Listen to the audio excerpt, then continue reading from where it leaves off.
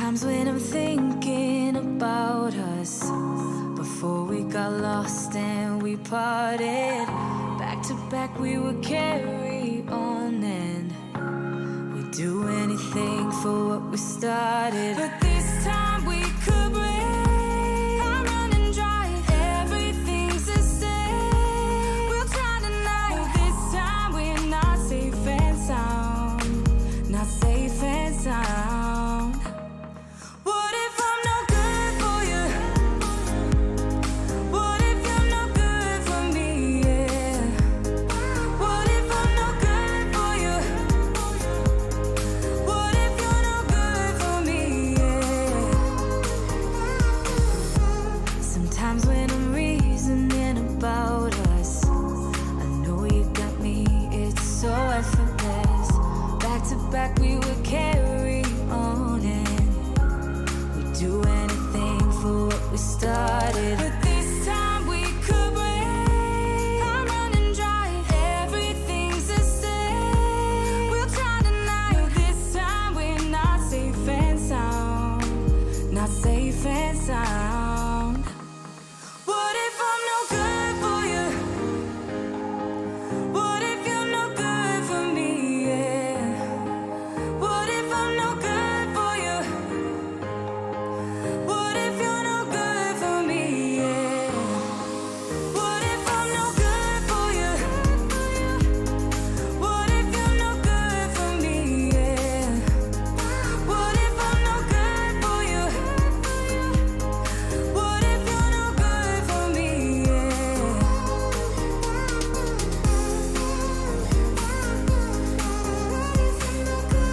for you? What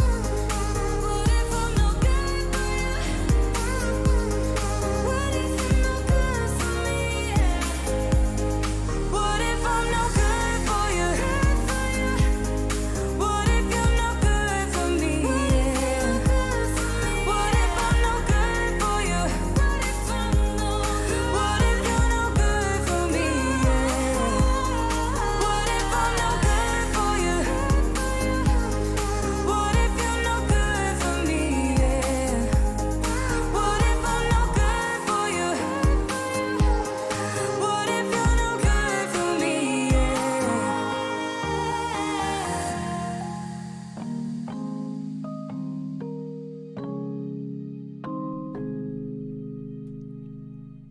Welcome everybody to the FPV News with JB and ItsBlunty. How's it going? It's going better for me than it was yesterday and the day before. I'm alive! Yes. JB lives. There were a few moments where I'm joking. I'm playing it up. I had a little bit of a stomach bug. I'm not gonna traumatize you with any of the details, but I needed to take a few days off of live streaming. Suffice to say, I wouldn't have been able to sit in front of a camera for 2 whole hours without interruption. Yeah. But I'm back. You are back. Are you feeling better? Yeah, I am feeling better. We'll see. I really, when I decided to cancel the Q&A live streams, I was like, I can't cancel the news. I got to be better by the news. Yeah. Because that shows where my priorities are. Hopefully the news will cheer you up. Oh yeah, it always does. And part of what cheers me up about the news is doing public service announcements that help people avoid, spending their money in bad ways. Yes. Despite the fact that it annoys some of the companies who sometimes send me products to review. And that's why I'm glad you're here, Blunty, so you can be the bad cop. Yeah, we'll tell them how it is. So that's what we're here to do. Yeah. Nobody sends me stuff anyway. Yeah, right. What do you got to lose? Eventually they'll figure out that we work as a team and they'll start getting pissed at me for the things you say. But so far, you're taking all the heat. And I'm like, yeah, that guy, he sure is negative. Yeah, well, Also, I just want to mention, you mentioned last episode, I think, that we were almost a year. We are just over a year on the show. I did check on that. So 11/2 was a year. So we're over a year, and this is episode 53 of the show. So. We should like do something special. Yeah. Like, I don't know what. Maybe we'll like pick an episode and do like a, like a look back extravaganza. So I wanted to do something where we go look at some of the cool stuff we've shown that maybe people missed because they didn't watch those episodes. So I'm down. I'm game. Yeah. I mean, it's just going to be like we have the live stream clips channel that I made, and a lot of the content on the live stream clips is news segments from this. Yeah. And when I do I gave up trying to make individual thumbnails for each of them, and all of the thumbnails are just our heads side by side. So a retrospective would just be more clips of us. People wouldn't be able to tell it wasn't live. Right. With a giveaway at the end, right? Licensed Drive. Everybody loves a giveaway. Well, that is a real milestone, Blunty. It really is. This show wouldn't have happened without you, to be honest. I was doing the new product roundups for a little while by myself, and I thought it would be a lot more interesting for people to hear two of us talk and get your perspective, which I really value. You bring a perspective, especially to certain products that I'm not as familiar with. But the news, I don't think, would have ever happened without you. So I'm really, really pleased, and I'm glad it's working out so well. Yeah, it's been a great time for me too. I'll say that. So happy to do it. Yeah. Dogtanian FPV says, should have done something last week. Week 54 isn't a special. Hey, I'm sure a lot of people can identify with being a week or two late for their anniversary. So take it easy. Yeah. Before we get the show started, let me thank you guys for coming out. I will be paying attention to your chats, reading your chats throughout the stream. If you want to throw a couple bucks at us, hit the $ for a super chat. Although we don't read the super chats on the news stream, we're going to read them at the end. We don't interrupt the news for super chats. We'll do it like we do with the Q&As. But if you want to be our guest, help buy some beard oil for Blend. No.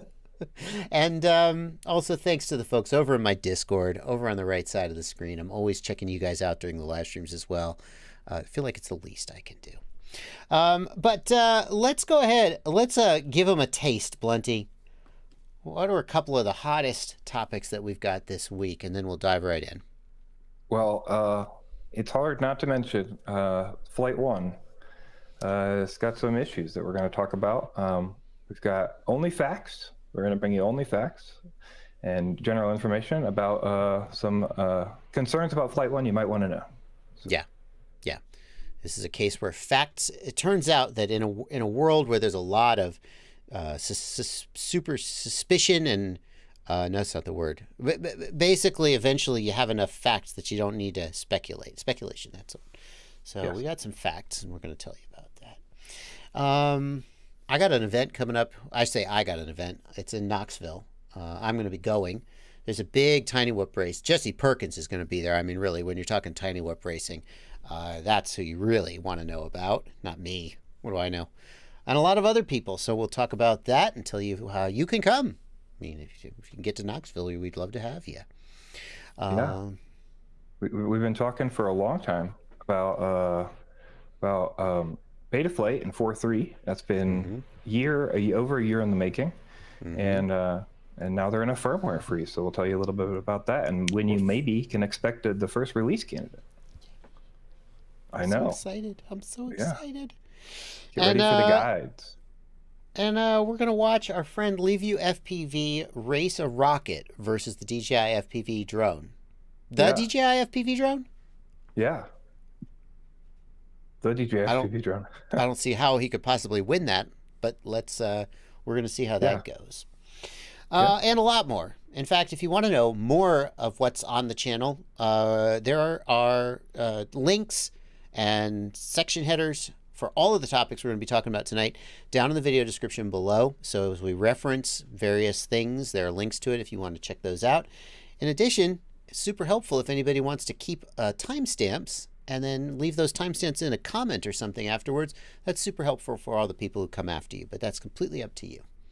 Yeah. People say, why don't you just do the timestamps? And I'm like, why don't you do them? I'm doing the news. You do the timestamps. Why should I do them? All right. But here we go. Kicking it off. First up this week, we're going to start with the public service announcements like we always do, because if you only hear one thing, I want it to be the things you need to know to avoid like buying a bad product. Yes. And the first public service announcement is about the Speedybee ESC.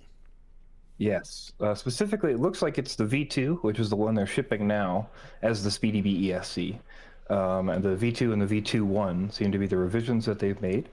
But unfortunately, what's happening is with these, when you enable bidirectional Dshot, the motor beacon does not work. The Dshot Beacon does not work, and then it makes the motor stop working, basically. So yeah, Until you power cycle? Yes, yeah. So you'll like turn on bidirectional Dshot, and then you try to hit the beacon, and then everything just basically kind of messes up.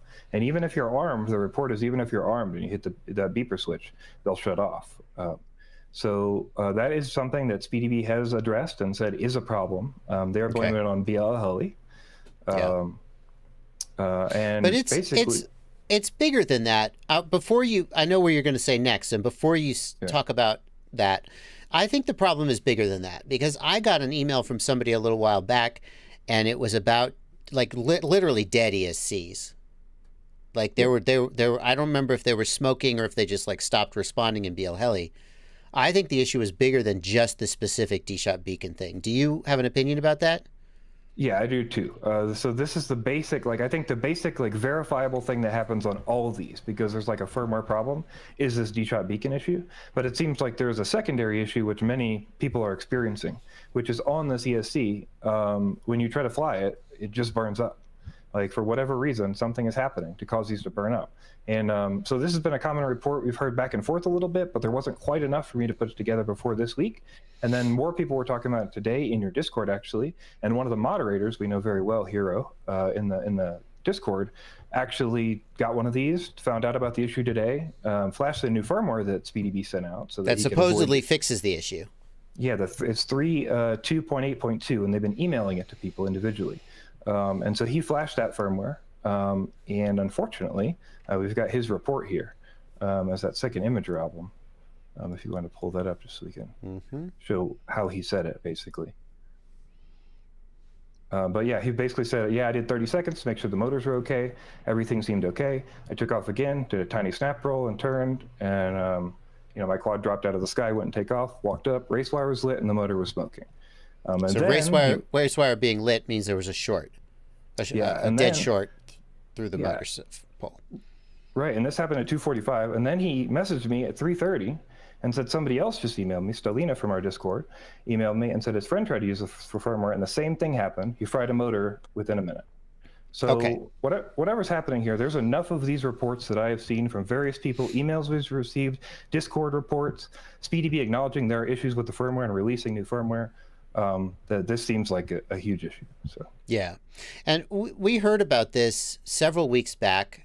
Someone emailed me with the problem. I immediately reached out to Runcam and I said, hey, do you guys have any comment about this? And Runcam, not Runcam, I'm sorry, Speedybee is Runcam. They're the same company, but Speedybee. And they said, well, there's an issue with BLHeli, and we think it's pretty rare, and anybody who's affected by it will replace their ESC. So I was like, okay, well, I'll take their word for it for now that it's rare. And anybody who contacted me about it, I would tell them, contact Speedybee, they'll send you a new ESC.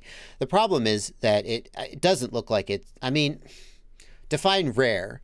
Like, let's say you sold 5,000 ESCs. I don't know. You made that number up. And it's rare. It's only like 1%. Well, you still have 500 people with bad ESCs. That's a pretty big number. I don't know what the numbers are. But and if they do send you a new ESC and it also fries, which has happened to people, according, I've gotten reports of that. Somebody said, look, I'm on my third ESC. I'm tired of being sent free ESCs. Send me an ESC that works. So I think our opinion right now is, number one, if you have a Speedybee ESC and you've had this problem, you are due another ESC if you want it. Yeah. Theoretically, they will fix this in firmware. Although if it's a firmware problem, why is only this one ESC affected? Right? Yeah, I don't know. They said something in that first statement that they released. It's unfortunately they used a word I don't really know what it stands for, but they said the engineer's explanation to me is that not all 14s will trigger this bug. I'm not sure what that means. I'm not sure what word that was supposed to be. 14s. Yeah, I don't know what that is either. That's not really a word. Yeah. I don't think I would buy a Speedybee V2 ESC today until we had some indication that this was solved. Oh, I'm sorry, Yeah, Jeffy the Quick. Thank you. 1% of 5,000 is 50, not 500. Sorry, I wasn't really thinking. Just so you're aware as well, this is the one that comes in the Speedybee stack. So if you buy the Speedybee F7's V2 stack, you're also going to get this ESC in that stack. So I think we would suggest to avoid that stack and the single ESC. Yeah. Okay. And as would be the only responsible thing to do, we certainly will do another update at some point in the future when hopefully this issue is solved, if there is a clear point when this issue is solved. But for now, I mean, I would put the kibosh on this ESC until they solve it. Even if it's thing is, even if it's a low chance of it happening, why would you take a chance? It's that great of an ESC that you're like, I must have it. I don't care if there's a chance that it fries and crashes my quad. I'll roll the dice. Just buy an ESC that isn't going to fry. So, all right. Next up, in the continuing the tradition of pissing off people who make products in the industry, who we have to, talk to and who I have to talk to and deal with on a day-to-day basis. Lucky you. Yes. That's why you get to be the bad guy. FlightOne. Yeah. For all the reasons, I don't talk about FlightOne very much, because every time you talk about FlightOne, it's a huge drama-tastic. They come out of the woodwork. And I'm just like, fine, let them do their thing. And most of the time, it is a lot of smoke and bluster and no substance. But we have substance this time, don't we? Yeah, this is something that most people around Facebook and the FlightOne groups have probably seen before, or at least seen word of. But I feel like it's time to get this information out there and at least kind of point fingers and let people see what's going on with the public posts that are out there. Yeah. So this was posted in the Rotor Riot group. And this is one of the members of the community who basically has been trying to get refunds from Preston for quite a long time, and who ordered, basically who ordered and then couldn't get stuff back. The PayPal was so long that they couldn't automatically PayPal refund, and then they got message after message of excuses. I thought it was interesting that he says, Preston hasn't talked in a while, no, but he's not responding to anybody. This was 3/16, and the same day at 3:57, Preston makes a response just to say, I know I've been a little silent lately due to the part shortages, but we have some amazing stuff incoming, video coming to show. That video never came, by the way. Watch got an update this week. It's time we take another leap forward. We appreciate the support, but I'm super excited. So I just wanted to put that in there for context because he did make that post.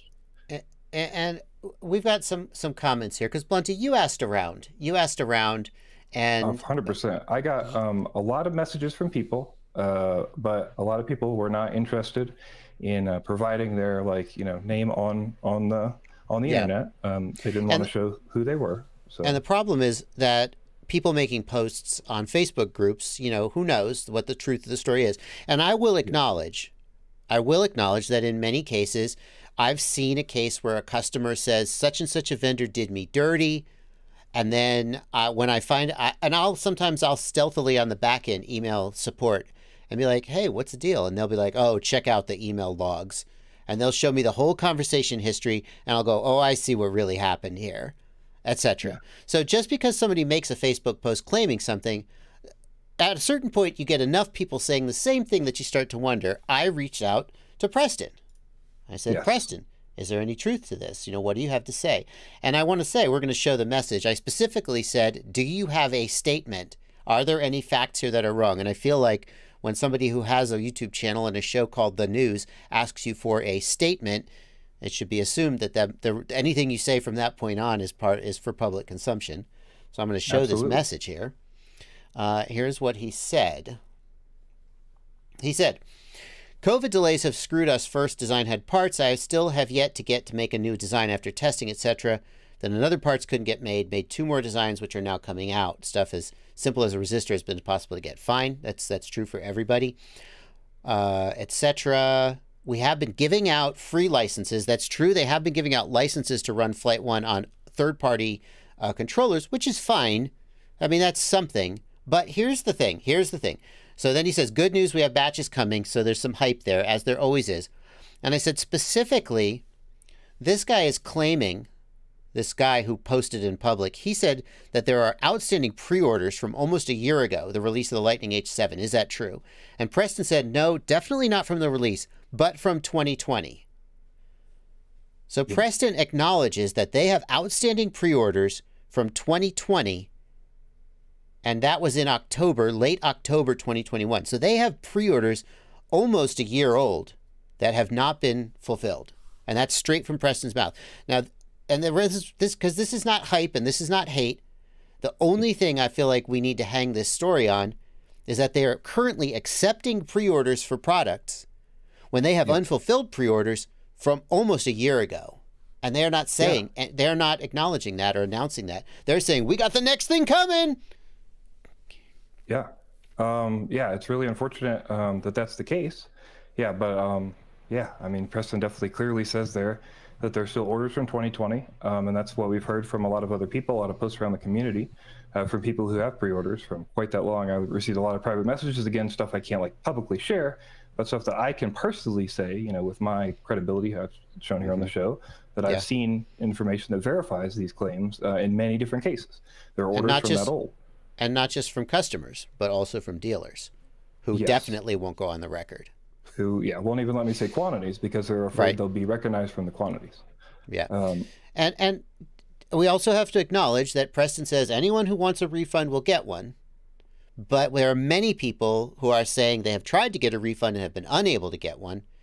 And then Preston said something about, well, once it's past the PayPal refund period, we can't refund it. I'm like, yeah, you can. You just PayPal them back the money.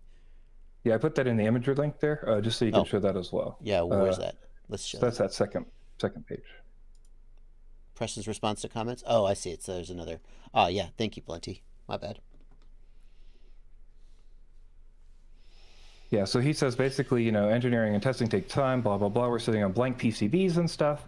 We refunded another guy today that was going around posting. Problem is he was outside a PayPal window, so he can't just click refund. And cost. The cost of our board is doubled when the orders that were paid for.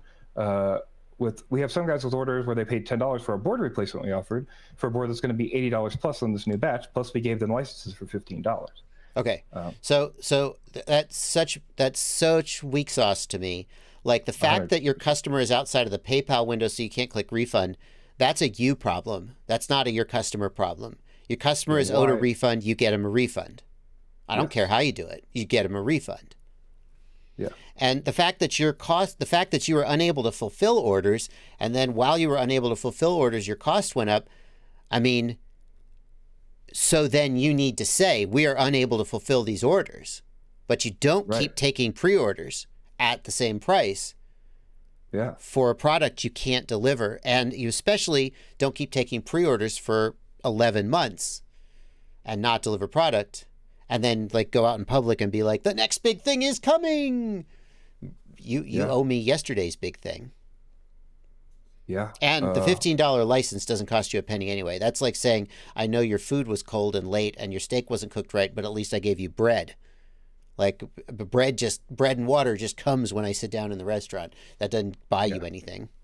If you didn't give me bread, I would be offended. Right. So, I mean, I feel like the message here is pretty clearly, like, I don't see, obviously people should stop pre-ordering. Like, I don't know who's still pre-ordering FlightOne, but people should stop pre-ordering FlightOne. And if you have a FlightOne pre-order, I think your chances of getting a refund at this point are low. Now, this is, by the way, we have crossed over now into editorializing. Yeah. Okay, so just to be clear where that line is. Your chances of getting a refund seem low because, like, I don't know, the company has expenses, right? Yeah. Presumably, Preston's still paying his mortgage. Yeah, from what I've seen, from the, I'll say this is like, not editorial, this is what I've seen, again, that I cannot say specifics about. But from the information I've seen, the chances you're getting a refund seem to be lower than you would expect. There are a lot of messages with people who are waiting on a refund and who also have not received it. Yeah. So, yeah. I think going back to the editorializing thing, I 100% agree with you that I don't expect that you're going to get a refund if you make these orders. And also, it really bothers me that you can't go on that page and see any kind of estimation. There's no like, hey, we're shipping flight controllers from this date. There's no like, hey, this price may go up. Hey, there's no, we might cancel this. Hey, there's no, here's how to get a refund. It's just, here, you get the next big thing, pre-order. Yeah, buy this. Yeah. Yeah, yeah. Andrew P. in the Discord points out that if you're outside the 30-day window, then PayPal won't refund the transaction fee and the vendor has to eat it. Correct. And as Andrew P. says, that's the cost of doing business. I mean, if you do business through PayPal, then you know the stakes. If you go 30 days without delivering a product and you get outside that window, you as the vendor have to accept that you're going to eat that. You can't put that on your customer. It was your responsibility to deliver a product when you took the customer's money. And if you can't do that within 30 days, that's on you. So eat it. Yeah. Enough. I don't think we need to rant on this. I think we're just going to stick with they have acknowledged that they have pre-orders going all the way back to quote unquote 2020. So at least December 31st, 2020, which is almost a year now. No one should be ordering these products. And frankly, I don't see how, anyway, no one should be ordering these products until they have fulfilled all their back orders and refunded all their customers who are expecting to get products, which I'm not holding my breath for when that'll happen. So, yeah. Are they breaking any laws? Asks License to Drive. That would be a question for a lawyer. Yeah. Not for me.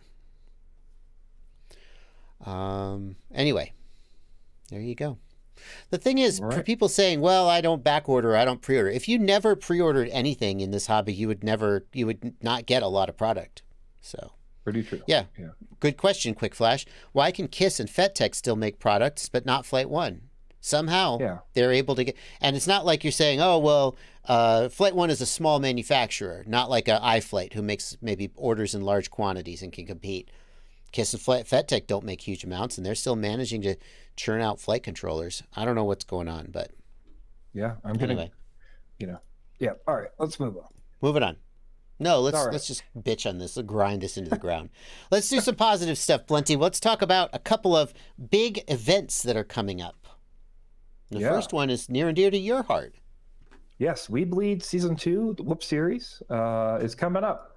I have competed in this previously and in the Newbie Drone series, and this is basically a carry-on of that, and to be another great series. Right now, the purse is at $6,300 for the top winners. That'll be, I think, split between top 3 teams-ish, somewhere in there, as well as other prizes they'll give out during the weeks. Interesting, if we check out the sponsor list. Who's sponsoring this event? Oh, look, there's a Joshua Bardwell in there. Oh, among many other notable people in FPV. Yeah. Well, I like to, you know what? Patrons are generous with me, and I like to spread it around. So, well, we had so much fun last time, following your progress through the leaderboard, that I thought it would be absolutely worth sponsoring this year. So, very happy to be a part of it. Also, love to shout out Jeff Grabowski, who's running WeBleedFPV, WeBleedFPV.com, who's sponsoring this whole thing, who runs the whole thing and collects all the sponsors and runs the shows and does the week-to-week and everything. And he supports so much racing and helps out the community so much, sponsors a lot of pilots. So always like to shout out Jeff over at WeBleed. Yeah, it's going to be a lot harder to win this time. Edok in the Discord points out that there are 70 pilots this time. And that's just so far. All right, can people still join? Yes. So basically how it'll work is starting on December 1st through the end of the year, there'll be 3 tracks up, and you'll leaderboard smash on each of those tracks. And then there'll be like a combined spreadsheet that looks at your place on each of the tracks, and then you'll be placed in a top bracket. And the top 70 pilots at the end of the year will be invited to pay $20 to buy in, and then they'll get to race. And then basically it's a big draft, so the top people will be the captains, and then they'll round robin draft out of all the people. So that's so you have all of December to grind those tracks. Yes, exactly. Gotcha. Yeah, so if you're not warmed up or whatever, or if you aren't sure about it, worst you could do is try, so they'll be up and easily accessible and stuff. So, and I will be competing this year. I have decided to compete. So, yeah. And the fact that, you're my partner and I sponsored it will not in any way affect your standings. Time is time. The times are the times. Exactly. That's right. But you did do pretty well last time. Yeah, we did. So I think we got second, right? I forget, to be honest with you. I know we did good. All right, so links in the video description. If you want to get in on that, there's still time. Costs you, well, basically, I was going to say costs you nothing. If you don't already have a Velocidrone subscription, what's wrong with you? But if you know, get a Velocidrone subscription. The cheapest, what is it? What do they need? They need Velocidrone and the micro pack. Is that right? Yes. Yeah, so it's like $23-ish, somewhere in there, I think, for both those together. Yeah. And then there's a $20 buy into this if you place in the top 70. So only if you get in those top 70. So for $23, you get Velocidrone, which is one of the top sims, certainly maybe the top sim for racers, the micro pack, and then you know you get to try all December to see if you can win. Yeah. Anyway, the other event is an in-person event here in Knoxville, and no, I'm not just abusing my position as a prominent person in FPV to just shout out a little local personal event. Joshua Moon, who's a local guy who puts on events, he can pull people together like nobody's business. He's got Jesse Perkins coming out, and anytime Jesse Perkins throws a tiny whoop race, it's a big deal. That guy does not screw around. He throws a great party. Yeah, there's always something fun going on at a Jesse Perkins party, that's for sure. Yeah, he's a really cool dude. He makes a good party and a good race. It's going to be Friday the 10th. I will be there. Evan Turner said he's going to be there. Who else? What other big names are confirmed? Let's see. One thing I thought was interesting about this, I was just reading about this, getting it ready for the show. This is actually a free, no pilot fee to enter. And it's just like, hey, buy some stuff from the venue and go to the bar and stuff. So that's pretty cool. The last time we did this, it was at it was a Wild Wing Cafe. And I swear to God, it was one of the most fun nights I might ever, probably not ever in my life, but whoop racing, the fact that you can go to a restaurant and a bar, and in between heats, you can just be drinking a beer and eating some wings and slapping your friends on the back and like sitting at a table looking in the goggles while people, and then just random people are wandering around not knowing what's going on while you're out on the patio racing. You know, it's just so much fun. And, you know, sometimes a race just grinds on and it's like, oh my God, it's been 4 hours. Are we done yet? I don't know. I feel that way sometimes, but it's this night just could not end.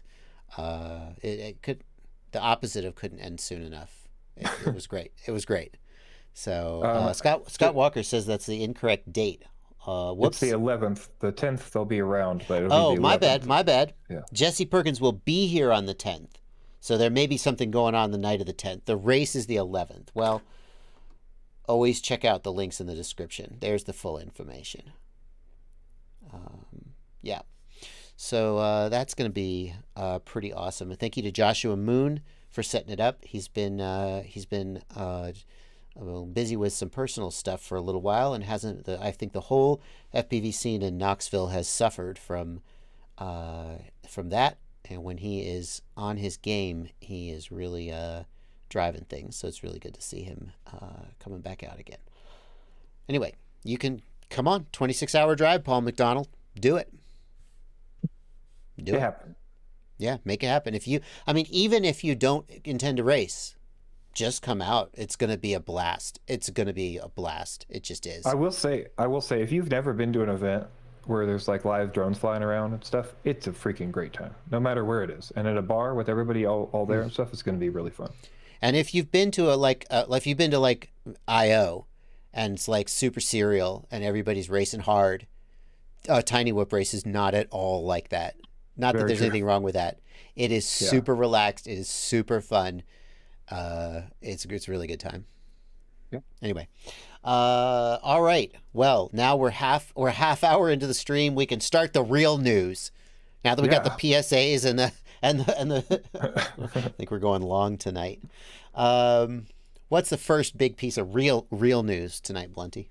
All right, I think a lot of people are going to be excited. Betaflight 4.3 is finally now in a firmware freeze, and they're hoping for a release candidate by Christmas. So that is pretty freaking exciting. Now, this is the real deal. We've heard we'd like to have release candidates by. We've heard tentative suggestions of when the date might be before, but the feature freeze is a concrete step that the devs take when they are ready to go to release candidate. It is an pretty much irreversible step. I mean, obviously anything's possible. So this is the real deal. It's a concrete step toward release. We're all looking forward to it. Yeah, it's gonna 4.3. it's gonna be exciting. So keep an eye out for the RC. We'll definitely let you know on the news when it happens. Yeah. Well, of course, a lot of people are already running 4.3, Very true. which we will talk about a little later in the stream when we talk about what people were running at multi-GP champs. But we'll save that. Next up, Blunty, we've got some camera, DJI and HDZero cameras. Why don't we cover analog cameras more? Well, there's just not as much kind of going on in analog cameras, is there? Is that true, or are we just biased? I don't think there's anything like that exciting. You know what I mean? There's like, we've got the good analog cameras. Like they're just how much like better could they marginal get? Increases. Yeah. Yeah. But we're finally getting the things we've been asking for. The first thing we'll take a look at is the Caddx Nebula Nano. So yeah, the Caddx Nebula Nano and the Runcam Falcon Nano have been announced. Low latency DJI cameras in a nano form factor. It's almost nano. It's close enough. It's 14 by 16. The drought is over. Months-long drought from February to October when you could not get a 120 FPS DJI camera, and now the floodgates have opened. Now we got a freaking nano-sized 120 FPS camera.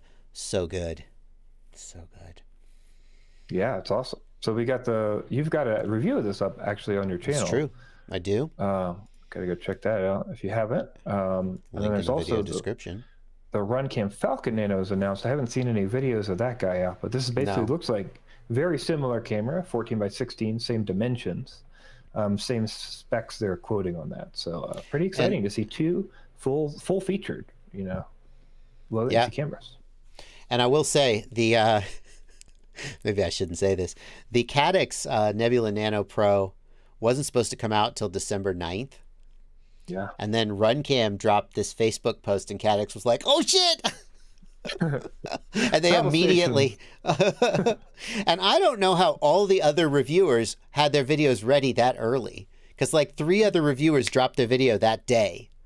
And I was like, I haven't even started recording it. What are you guys doing? Stop making me look bad.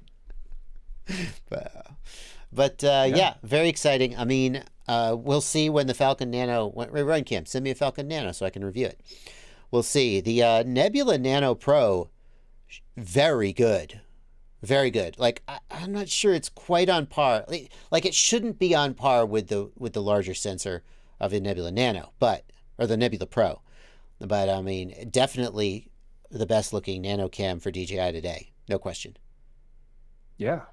No question. For sure. It's super exciting. And then we'll keep the nano cam news rolling, because in the same vein, similar form factor, 14 by 16 as well, we've got a new HDZero Nano cam as well for the HDZero system. Nice. Replacing the Runcam Racer Nano, which was the very first camera that came out with SharkBite, which was garbage. So hopefully this one won't be garbage.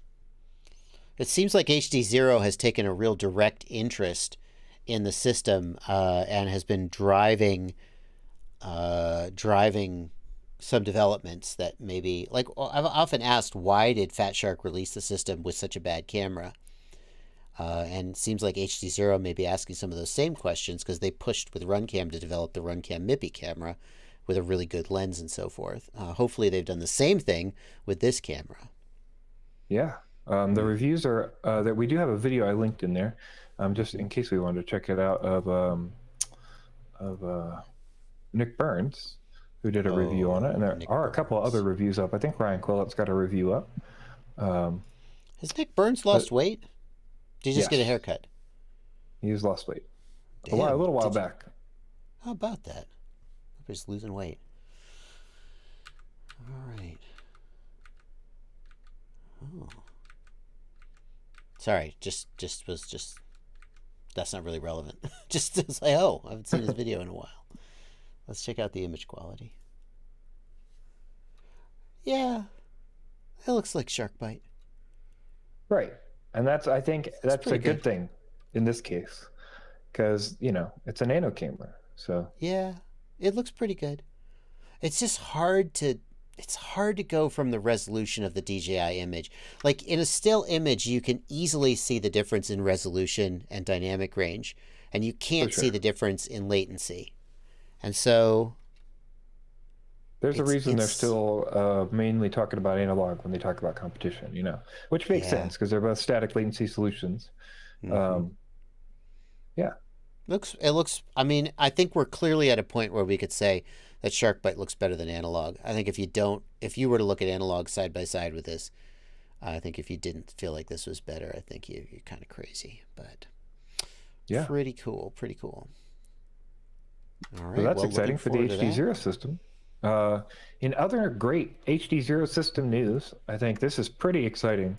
Carl has posted on Facebook and confirmed to a post by Martin Flyer here that Martin was basically like, hey man, I'm worried because Fat Shark hasn't talked about SharkBite, and SharkBite's the only VRX you can get for HDZero.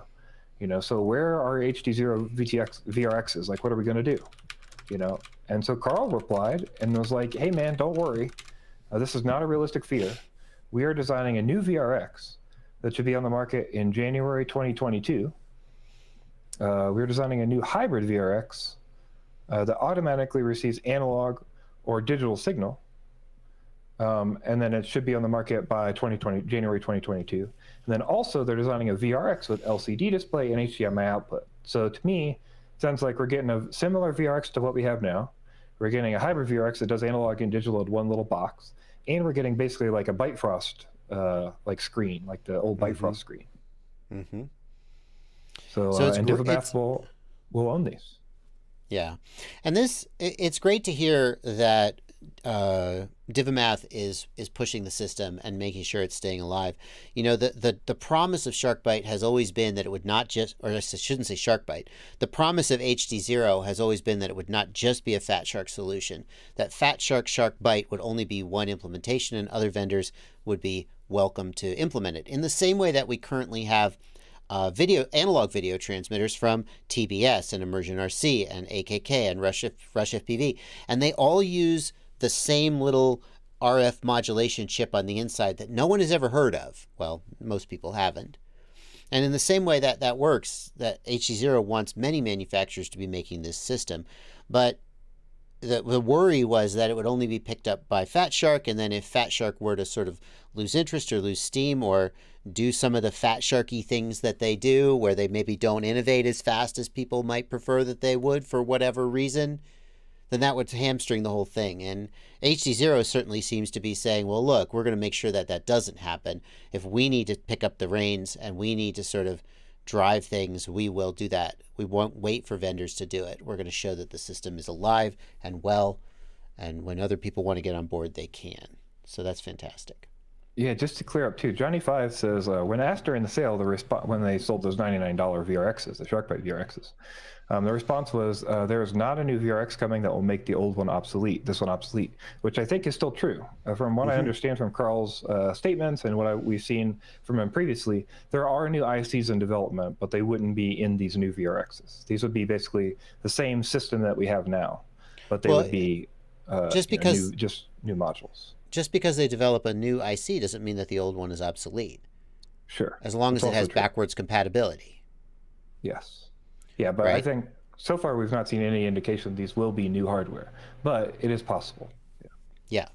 I think the key thing that John, that people were asking about was whether they were basically clearing house of Generation 1 so that they could then release Generation 2 and screw over everybody who bought Generation 1, who now doesn't have compatible hardware, which is a very DJI thing to do, although they didn't do that with the V2, to be fair. But DJI doesn't have a strong, like, is your Mavic 3 controller compatible with your Mavic 1? I don't actually know.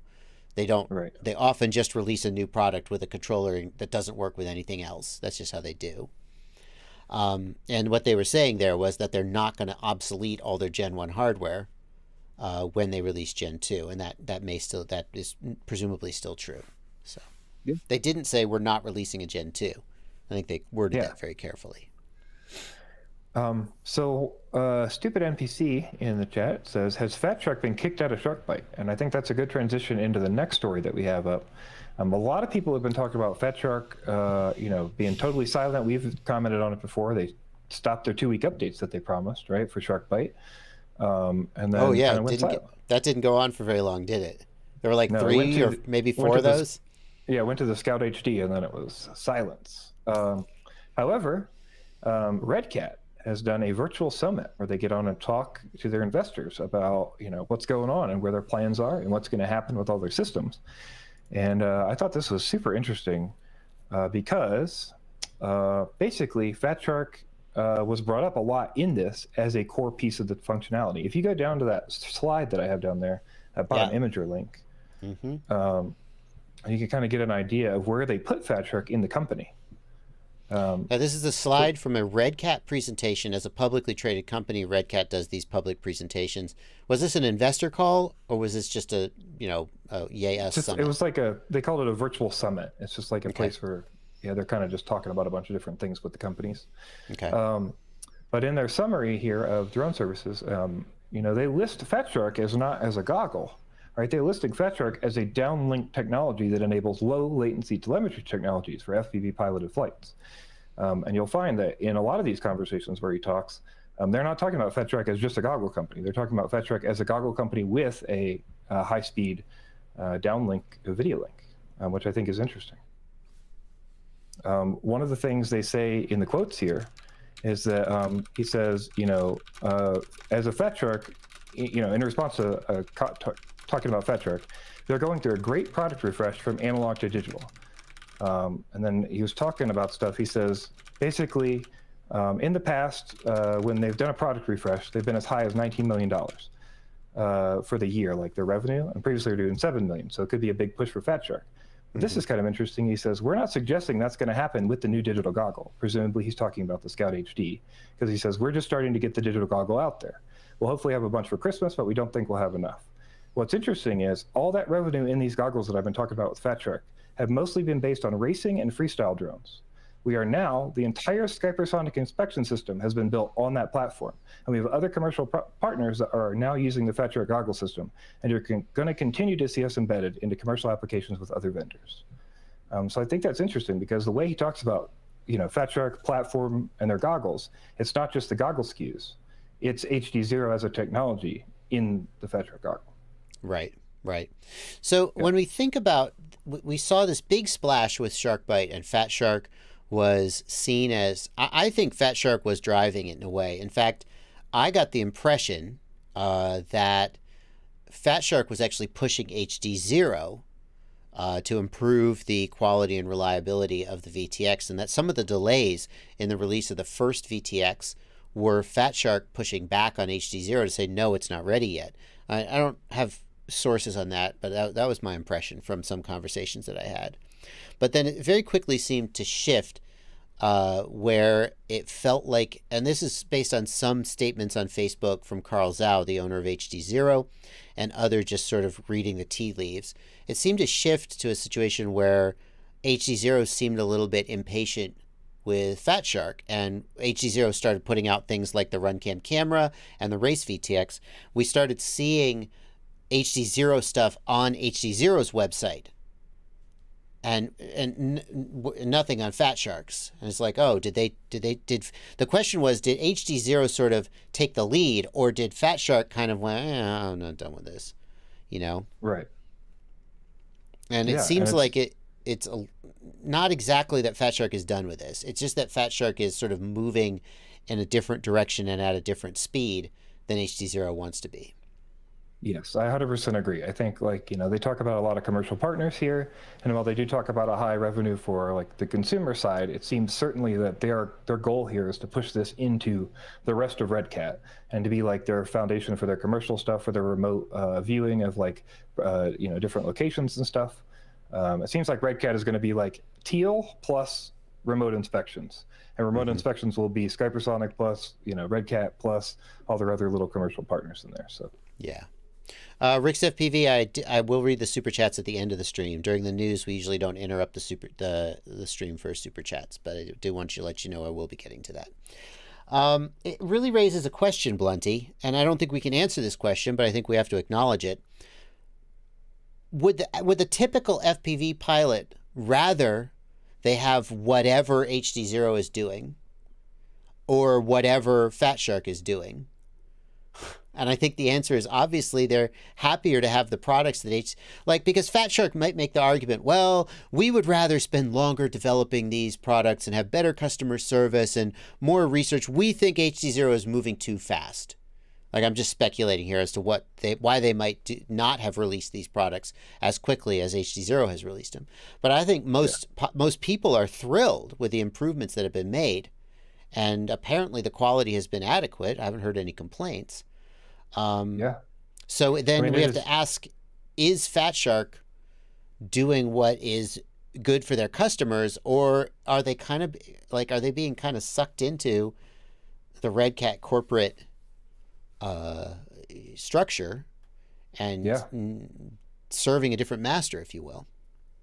Yeah, I think, I don't know. I think if you look at how they've responded to like customer feedback and, you know, where, like we talked about, like where the camera was when the system came out versus where the system is now with just a few months, you know, of HDZero pushing really hard and getting stuff made and talking to vendors. And, you know, Carl's paying for stuff out of his pocket to get runs of cameras made that are selling out instantly, you know, because he's aware of what the system is worth. So, right. Yeah. I think we wouldn't be, like, there wouldn't be people running, like at Champs, there wouldn't have been people running HDZero. Like, we wouldn't have seen people in those heats, like, without HDZero. Like, it wouldn't have ever happened with Fat Shark. That's the thing. Like, I don't understand why HDZero seems more motivated to get the system into the hands of people like Evan Turner than Fat Shark. Carl wants to sell chipsets. I think that's, like, obviously, like, right? The more does Fat Shark not want to sell VTXs and VRXs? Well, yeah, but if they don't own the chipset, to me, like, there's less margin there for them, right? So, like, I don't know. They talked about the goggles are 26% margin. Who knows what the actual, the actual other hardware is. But, like, if Carl owns the ICs and then they have to build into that, there's, like, a core cost there. I don't know. That's where my head goes, is, like, because they don't own the ICs, it's not their system. They're not, like, hardcore pushing it. But then you look at Red Cat's position, and Red Cat's position is, hey, we're going to base a bunch of our back end of this remote inspection stuff on this IC that we don't own. So it's like both sides of it to me. Like, if that's that important, why don't you also push the consumer side? Or are you just so busy you can't think about it? Or like, it hasn't ever seemed like Fat Shark is that interested in, I want to word this carefully. Fat Shark has never felt hungry to me.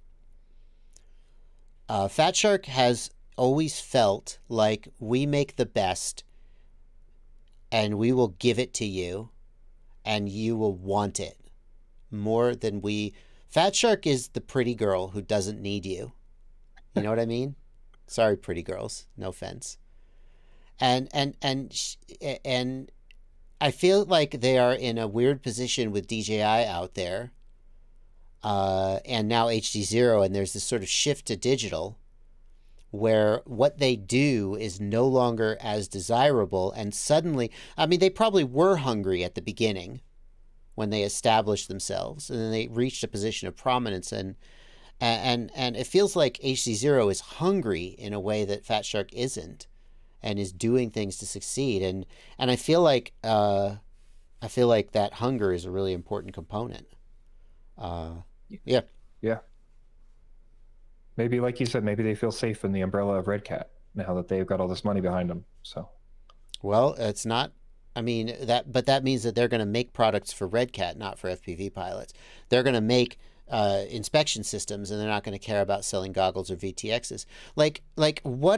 I just go back to what a amazing coup, what an amazing triumph it is that my God, if this was a 90s movie, that the underdog Carl Zhao got his VTX into the hands of Evan Turner, who went on to win multi-GP Nats running his gear. What a triumph, what a come from behind, what an amazing victory that is. And I just think, why didn't Fat Shark do that? Yeah. And it says something that HDZero did and Fat Shark didn't. Yeah, absolutely. Anyway. It does. It takes somebody like Carl. It takes somebody, like you said, with the hunger to push that stuff and make it happen. So yeah. Anyway, all right. There you go. Officially speaking, Fat Shark is not dead. Yeah. And Fat Shark is still invested in HDZero. So, you were talking there about companies who want to be treated like the pretty girl in the room. I think another one of those is Orca. Let's take a look at Orca. I wanted to point out this statement, partly because I wanted to make a little fun of it, and also I would just like some real information. But this is kind of what the pretty girl always says. By the right? way, I have to interrupt you. I'm so sorry. I'm kind of sorry I used that analogy, because that's a really, you know, sort of, that really centers a certain type of viewpoint.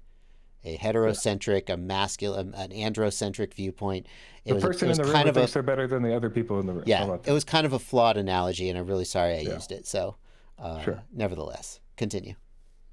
Well, they think they're special. I'll say it like that. Yeah. Because this is a response. So, you know, somebody posted on Facebook again, like has been happening a lot, you know, hey, I can't get this Orca FPV-1. I can't get the goggles. Where are they? Please, you know, where can I get them? And again, we've got a post from Orca, which happens a lot. I've seen this many times, which he says, if I were you, I'd wait just a little more. And it's the CTO at Orca. So I kind of wanted to just point this out as like, if you're going to buy Orca goggles, do not buy them. We've said this before. Like, it's probably not a good idea. You kind of can't buy them, so it kind of doesn't matter. Well, but yeah, if you can find them and want to buy them, you know, don't. And also, if you're waiting, like, it's hard to say, like, you should wait, because we've seen this over and over again, and they have no interest in sharing actual information. Right. This is kind of like you said, it's somebody who doesn't really care about you, like, buying it because you'll buy it when it comes out, you know? Right. Just wait a little bit more. Yeah, and so the other thing I wanted to point out is that people keep talking about HD, and I was like, hey, please make an HD channel in this Discord we were in, because I was like, you need to tell us about HD. And at least I got this statement. So Ivan said, which is the CFO, I believe, is Ivan. And he said, we are heavily invested with human resources and money into building made in EU digital system. As soon as we have something I'm comfortable showing, I will do it right away. This is a pretty interesting subject to talk about. So I thought that was interesting. They're still confirming they're heavily invested with human resources and money into building a digital system. So, all right, but nothing concrete. They're still working on it. Nothing concrete. Yep, still teasing, but yeah, at least there's some kind of confirmation that there's still digital goggles coming. The last thing we got was like a blog a year ago. So, yeah, the first thing you need to do is keep waiting. Yeah. Hey, quick flash. That's not my screenshot. I use a dark Discord theme, obviously. Was that your? Do you use a light Discord theme, Blunty? Yeah, you're gonna feel like a real asshole when I tell you why. I already feel like an asshole. Why? Because I have a condition in my right eye. I had a birth defect in my right eye, and so I have problems with dilation. And so basically, if I don't use a light theme, then I can't see, because my eyes start to dilate when everything's dark. Yeah, quick flash. Yeah, quick flash, you dumbass. What kind of a jerk would ask that question? Yeah, of course he has a birth defect. Didn't you hear? I get that 3 times a week, probably. It's like, why are you using light Discord? I didn't. Right. It was quick flash who asked, not me. Okay, moving on. All right. Who would win in a race, Blunty? Who would win in a race? A rocket or an FPV drone? I guess it depends on the drone, right? That's probably the first thing you would say. However, if you think the DJI FPV drone, you'd be like, I don't know about that. Yeah. But let's check out the video. This is LiveUFPV, great member of the community. If you haven't checked out LiveUFPV's channel, wonderful content creator. Yeah. So this is some explanation about the rocket that went up. There's a company that was sending off this rocket. They're trying to make like an eco rocket where they use very little fuel. They're like burning water. Eco rocket. Yeah. Seen it all.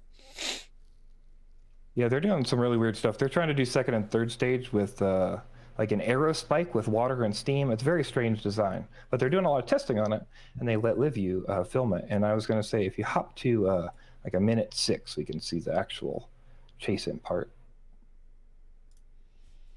Is this Livy's channel? This is their channel, the Arca Space. He does not have this. Copy strike me. Oh, he's really keeping up. Oh yeah, no, it's pulling away. No, there it goes. Interesting. Yeah, pretty cool shot. He was keeping up for a minute. Rockets are known for their acceleration. Yeah. Then he got to fly this nonsense. Nice. He was the They're first neat. in unmanned aviation history to race an orbital class rocket. Nice. That's quite a coup for LiveU, to be honest. Yeah. That's probably legit. Also, really cool shot. Yeah, Definitely a really cool shot. very cool. Crunk thinks it's not a DJI FPV drone. Oh, you think so, Isn't that what he Crunk? said? It literally has a picture of it in the thumbnail. Well, maybe maybe they did the thumbnail. They didn't. They just Oh, looked for gotcha. FPV drone. That's fair. Yeah. Okay. Yeah. Um, Carbon Cage says Ciati just started his stream. Oh, we are running late. It's okay. See if he can keep up. We just got a couple more items before we finish up this week, Blunty. Yeah. Oh, we should really All put right. LiveView's. We should really put LiveView's YouTube channel in the show notes as well. Well, we'll do that later. Go ahead, right. Blunty. So today, Liftoff has launched a new game, or I guess I should say Lugas Studios has launched Liftoff Micro Drones. This is a new game. It's basically like sort of a mini sequel to Liftoff. It's basically a new engine they've built, and it's for micro drones. That's pretty cool. I flew this today, so it starts out at $15. This is still in early access, so remember, like all the features aren't going to be there, but it works well enough to get you flying, and you can play multiplayer and stuff. There's 3 maps, and there's 2 variants of each of them. So they like do like a gym where there's a race set up, and then there's like a night version of the gym with the prom going on and stuff. So there's like a crash version of the warehouse and a normal version. There's like 6 different crafts you can fly in there. They got racing, freestyle. They got a hovercraft in there, so you can use the little tiny whip hovercrafts. And then there's also like balloon popping, like time trials for stuff like that. Oh, neat. Yeah, so a little bit bare bones right now, just because like they don't have like a leaderboard, and the friends list stuff is a little bit slim. Like the leveling on Liftoff isn't there, and you can like log into your account and stuff. So it's getting there, but pretty cool. And you can get it now for $15. If you wait, it'll be $20 when it fully launches. So. And we're going to be trying this out Friday. We've been doing a simulator stream on Fridays, trying to play every quote unquote simulator, and we're going to try this one on this Friday. Usually we do it at 2 p.m. Eastern, but there's no official time. We just sign on when we're ready and we do it. So keep an eye out to your notifications. Make sure you've hit the bell if you want to catch that. You flew it a little bit though, Blunty. How'd it fly? Yeah, it flew pretty good. Basically, one of the ways I judge these Whoop things is I take the settings from my real Whoops and other sims. Like Velocidrone can use the same settings I use on a real Whoop. So I kind of like pasted those in. The only thing I noticed was I can't set my angle limit to 85. I like to do that. So max is at 80. But otherwise, it felt good. Like the rates were nice and easy to set up, and the buttons were all pretty easy. A lot of the similar ones you use in Velocidrone. So it kind of just was very like easy to do. Yeah, it flew pretty well. I felt like maybe it was a little bit like the idle seems wrong, but they set it to like 1010 instead of 1055. But 1010 feels correct. Yeah. So That's I tried good. to change it and it felt wrong, and then I put it back and it felt okay. So the default settings seem to be pretty good. Gregory Hurst asks how much for just the micros if I already have Liftoff. It's a completely separate product, right, Blunty? They're not related. I mean, they are from the same company, but they're not tied together. Yeah, they had to, basically when they were asked about it, they said they couldn't make it in the same program. So they're basically built a new framework, and that was part of why they had to charge for this, because they had to like redesign from the ground up the engine to like redo everything to support this. So. Okay. All right. Well, we'll be checking that out this Friday. Oh, go ahead. Yeah, EDOC asked about drone selection. He said it looks like they had JR Racer, Dribblet, and Acroby. Yeah, that's about right. They also have a couple other just like random whoops that are around. They have a brushed and a brushless. I think there's 6 right now, and then a hovercraft. So pretty cool. All right. Well, from a high-tech simulator, Blunty, we said we were going to try all the simulators, and you put this one on the list, and it blew me away with how adorable it is. It was completely different than anything I could have guessed.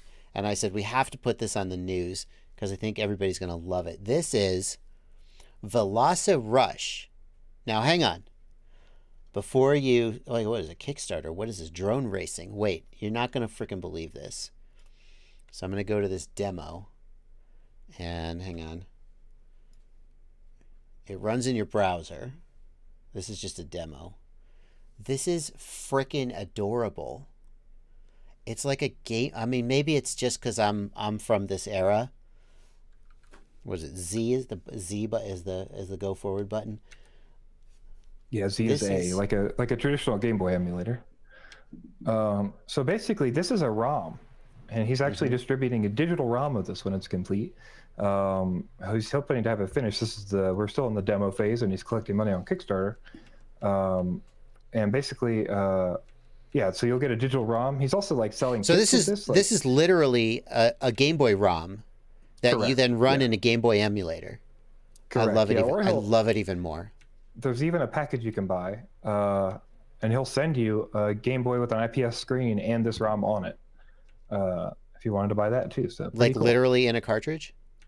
Yes, it's like it's a digital ROM copy, and then he has like a box and a manual he's made, full color box, full color manual. Okay, I can race now. And then he'll send you like a DMG, like a Game Boy DMG console with an IPS screen, and a physical cart with a protective case. So. Oh, it's no license to drive. It's not 2D, because you could have height control as well.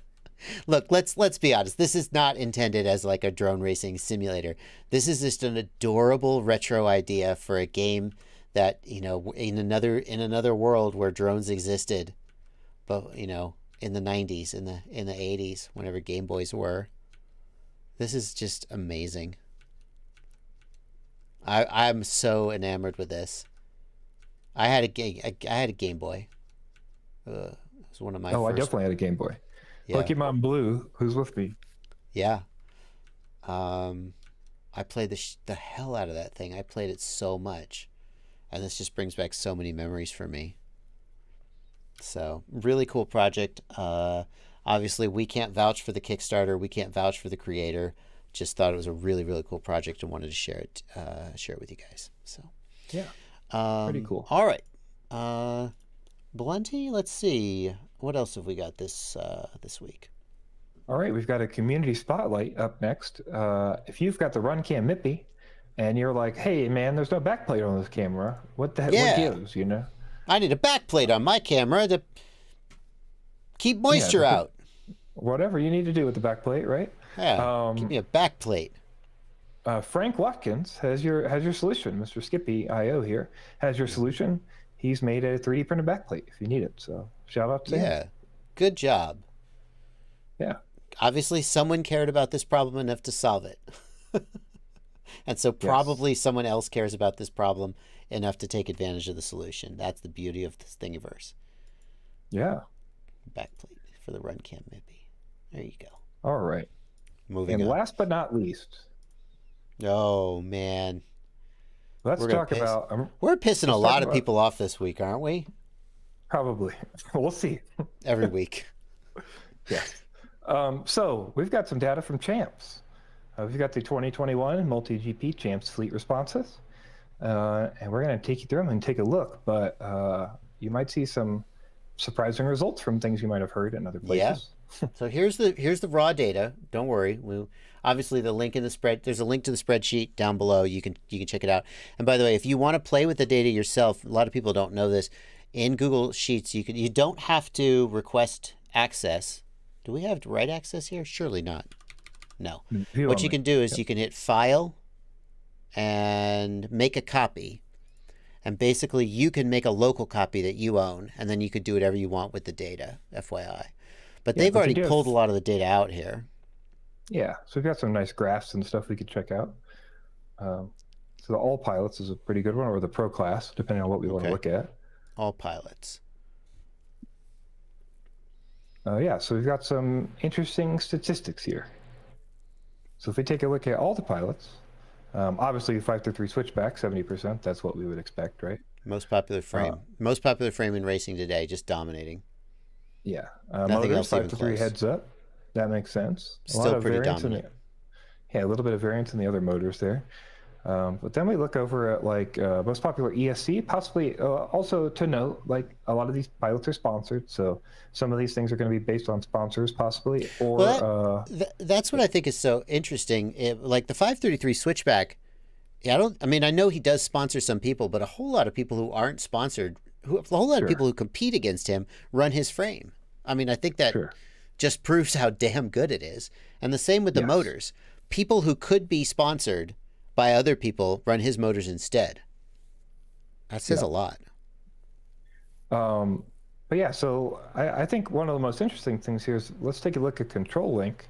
We actually had more people running Ghost than Tracer. Had Say it isn't so. 42.9% Ghost, 40.7% Tracer. So pretty interesting. Yeah, I was shocked at this, Blunty, because I hear sometimes, I'm not going to attribute this quote to any specific person. I'm not even going to make a specific quote, but I hear the people say that one of the things that proves that Tracer's the best is that so many racers run Tracer. Like all the racers run Tracer. Everybody runs Tracer. Ghost is dead in the water. Nobody's running it. And apparently that is just wildly untrue.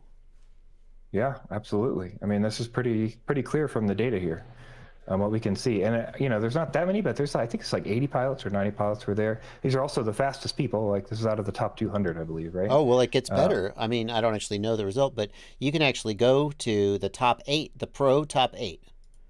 And what were they running? I actually don't know. Oh, the 75% Tracer. Well, you could make the argument that the fastest guys still run Tracer. Well, fair enough.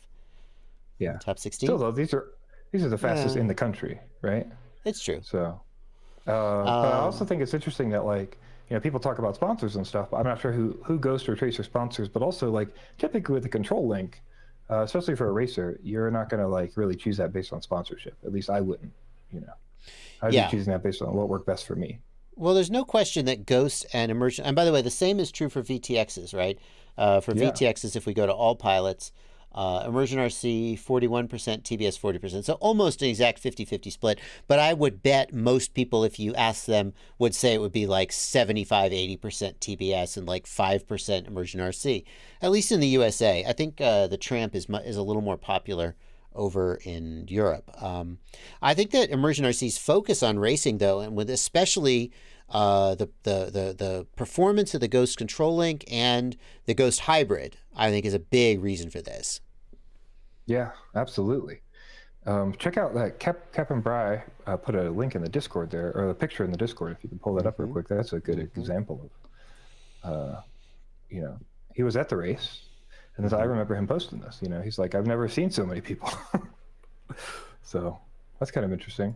He's like, it's like they're giving them away for free. There's so many people. Well, I mean, we don't know for sure that hasn't happened. I mean, if I were Immersion RC, I would give to any of the top 40 or any of the people going to pros, I would give them. But like you said, I think these, I don't know if that's true. I was going to say, I think these people choose what performs best for them. I don't know if that's true, though.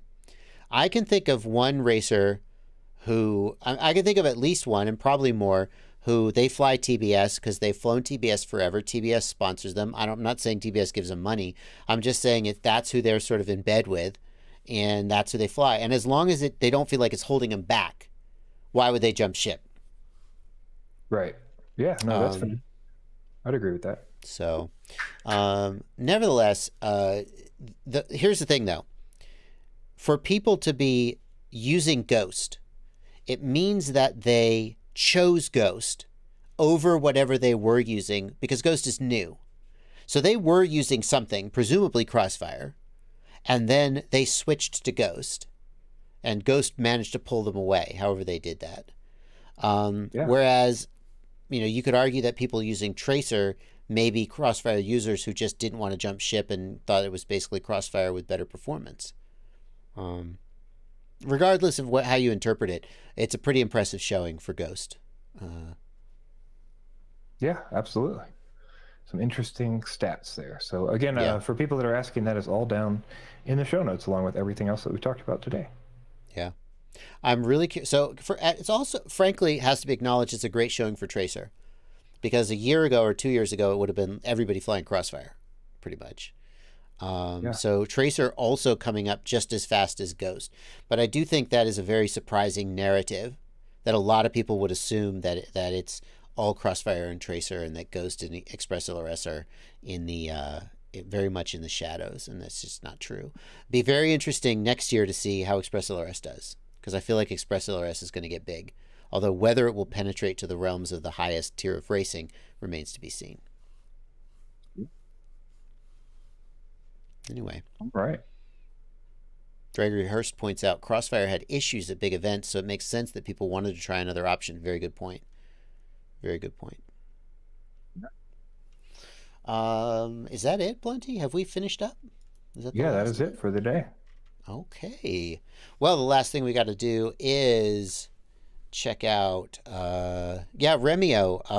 Didn't we just do an RC Link poll a couple weeks ago? That we did. Of course, that was a poll of my live stream versus, these are the top racers at MultiGP Champs, which is a different, they make decisions differently than we do. And there's certain prestige with winning champs and saying, oh, these racers use us. So let's get these super chats real quick. We got a super chat from Reynolds81 for £2. I don't see a question, just a £2 super chat. Thank you, Reynolds. Wid, thank you for a $10 super chat, saying thanks for all you guys do to drive the industry forward. Super helpful.